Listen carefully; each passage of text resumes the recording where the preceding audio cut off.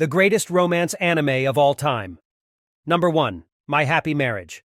Based on a manga and novel by Akumi Ajitogi, My Happy Marriage revolves around Mio and Kyoka.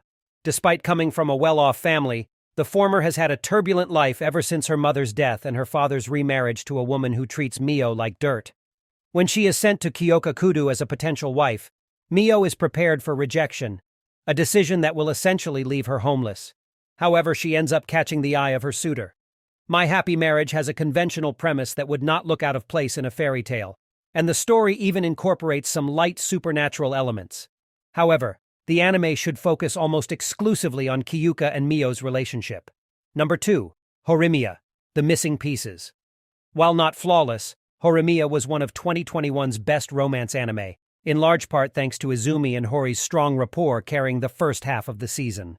The Missing Pieces delivers exactly what its title suggests: scenes that were skipped by the main show. Just to be clear, the summer 2023 anime is not a sequel, but a companion piece designed to provide a more complete adaptation of the manga.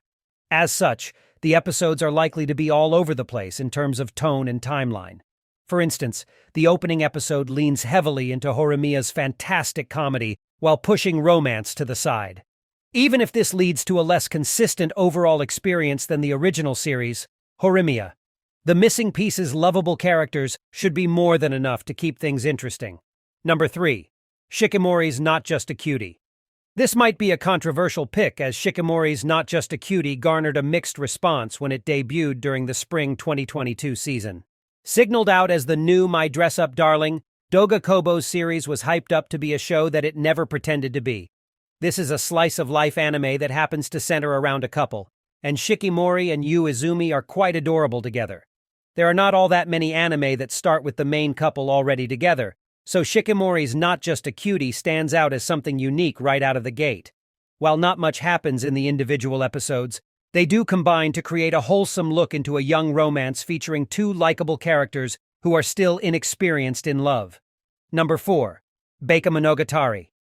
It is a bit of a stretch to describe Monogatari as a romance, but this season of Monogatari establishes and spotlights Koyomi Araragi and Hitagi Senjugahara's relationship. These two come together under unusual circumstances, and while their initial meetings involve a staple to the face, they eventually hit it off thanks to Araragi's relentless drive to help Senjugahara deal with a curse. For all the weirdness that defines Monogatari, this romance is strangely healthy. Araragi and Senjugahara are made for each other, and despite the story introducing plenty of other girls for a potential harem, this relationship does not falter. Number 5. Wotakoi. Love is Hard for Otaku. Teen romances tend to hog the limelight when it comes to anime, but there are a couple of exceptions. Wotakoi. Love is Hard for Otaku is a workplace comedy following mainly around two couples, the newly formed Hirotaka Nifuji and Narumi Momose, and the established Taru Kabakura and Hanako Koyanagi. The former duo takes center stage for the most part, and while the series focuses more on humor than romance, the latter is depicted quite realistically. While they are childhood friends, Narumi never saw Hirotaka as a potential romantic partner, and this uncertainty remains a constant throughout the show's run. Unfortunately, the anime's short length means that it only scratches the surface of these relationships. But Wotakoi. Love is Hard for Otaku is an entertaining ride while it lasts. Number 6. Romantic Killer. Parodies romance and harem anime, all the while still respecting the strengths of both genres. Anzu has no interest in boys and spends all her time playing games and eating chocolate. One day, a magical being appears and turns the girl's life on its head, taking away the things she loves and forcing her into the role of a reverse harem lead. Unsurprisingly, Anzu is less than amused, particularly when she learns that she suddenly has romance-leaning friendships with guys she basically does not know. Domerica's anime is, first and foremost, a comedy. The goal of most scenes is to inspire audiences to laugh, something Romantic Killer achieves quite often. That said, the style of humor reflects the anime's origin as a shonen manga, so expect a lot of exaggerated facial expressions. While not always striving to pull at heartstrings, the story takes its characters and their relationships seriously.